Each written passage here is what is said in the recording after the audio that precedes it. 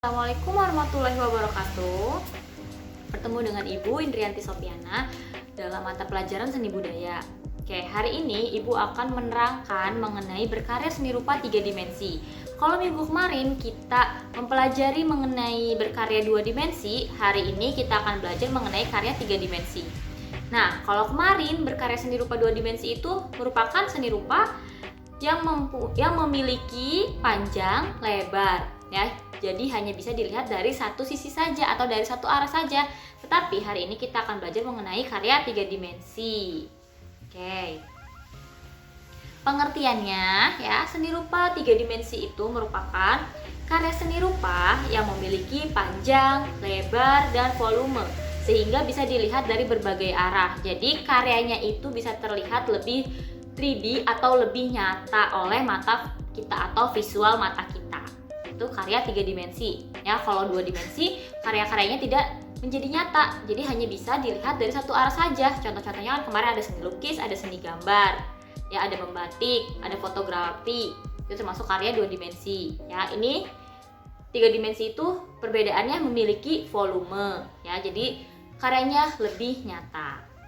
Oke, selanjutnya jenis karya seni rupa 3 dimensi dibedakan menjadi 2. Yang pertama ada seni rupa murni. Oke, pengertiannya adalah seni rupa murni itu dibuat untuk dinikmati keindahannya saja. Contohnya, seperti kalian jalan-jalan ke daerah Yogyakarta ataupun Bali melihat patung ataupun candi-candi. Nah, itu kan hanya bisa dinikmati keindahannya saja.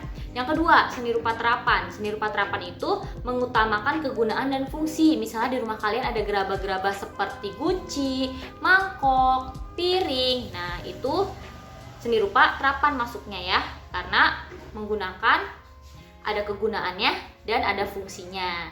Oke, itu ya jenis karya seni rupa 3 dimensi. Selanjutnya, fungsi karya seni rupa 3 dimensi. Nah, fungsinya di sini ada 8. Yang pertama ada fungsi untuk individu atau untuk diri sendiri, lalu ada fungsi sosial, ada sarana perhiasan, ada sarana peringatan, ada sarana komunikasi, sarana rekreasi, sarana religi, ya, dan sarana artistik. Itu fungsi-fungsi karya 3 dimensi. Selanjutnya adalah nilai estetika karya seni rupa 3 dimensi dibedakan menjadi 2. Yang pertama adalah objektif. Objektif itu maksudnya adalah memandang keindahan sebuah karya seni rupa pada karya itu sendiri, seperti perpaduan warnanya bagaimana, penempatan objeknya bagaimana, dan komposisi yang baik. Itu nilai estetika yang objektif. Yang kedua adalah subjektif, yaitu keindahan tidak hanya unsur-unsur fisik yang ditangkap secara visual, tetapi bagaimana setiap orang melihatnya. Itu yang subjektif, ya, keindahannya. Jadi bisa dilihat secara visual dan bagaimana orang tersebut mengomentari karya yang dibuat oleh seniman atau orang lain. Itu, ya. Selanjutnya, media berkarya seni rupa 3 dimensi. Nah, kalau kemarin kita seni rupa 2 dimensi itu media-medianya ada buku gambar, ada kanvas, ada kaos, maupun ada tembok, ya, buat bikin mural. Kalau di karya 3 dimensi ini yang pertama adalah ada kertas juga, lalu ada kertas karton, ada styrofoam, ada tanah liat, ada kayu, dan lain-lain. Banyak banget, ya, media-media yang digunakan untuk berkarya 3 dimensi. Selanjutnya, contoh karya seni 3 dimensi di sini adalah patung, ya. Sudah tidak heran lagi itu pasti ada atau selalu ada di karya 3 dimensi, ya, patung. Terus yang kedua, seni instalasi. Apa sih yang dimaksud seni instalasi? Mungkin kalian juga baru mendengar, ya, seni instalasi. Nah, oke, seni instalasi itu merupakan seni yang memasang, menyatukan, dan mengkonstruksi sejumlah benda yang dianggap bisa merujuk pada suatu konteks kesadaran makna tertentu. Itu disebut juga dengan seni instalasi. Jadi misalnya kalian ke sebuah museum, atau biasanya dulu tuh ada di Jakarta, ya, namanya Museum Macan. Di situ ada berbagai macam kerajinan-kerajinan karya 3 dimensi, atau kalian pernah foto-foto 3D, ya, trick art yang ada di daerah Bandung, atau kalau di daerah Serang, Banten kayaknya belum ada, ya, kalau seni instalasi. Tuh. Oke, nanti kalian bisa main-main ke museum-museum yang ada di Jakarta, melihat ke museum-museum seni budaya. ya, seni instalasi.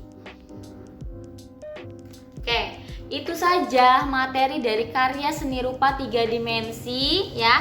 Sangat amat gampang, materinya juga hanya sedikit.